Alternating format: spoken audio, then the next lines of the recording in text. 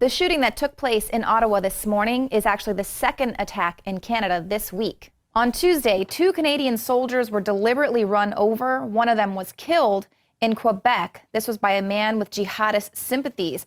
Now, this attack took place following a vote in Parliament this month that authorized Canadian warplanes to bomb Islamic State militants in Iraq.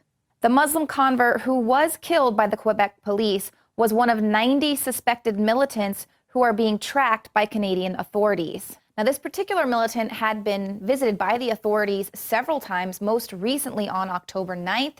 They even met with his parents and the imam at his mosque. They say it was in an effort to get him to change his views. Now, these guys being under surveillance by the authorities, very similar to what we learned about the Tsarnaevs.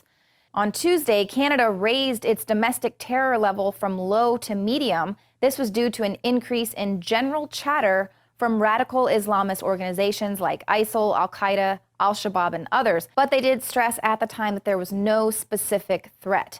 Now, that chatter is said to have begun about 5 days ago. Now, this particular attack has also prompted the FBI to raise its alert posture as well. Now, you'll recall that we reported that ISIS chatter was being heard here in America as well.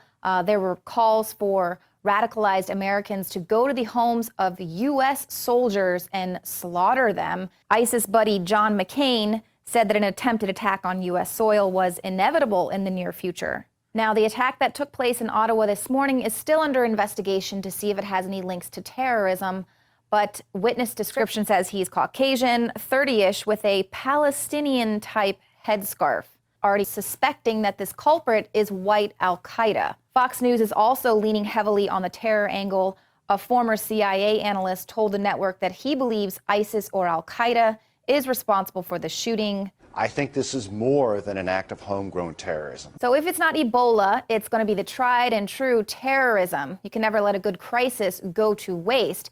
And now that the media has already dubbed this week's attacks the end of innocence for Canada, we can expect to see the buildup of the type of police state that's already well underway in Britain and the U.S.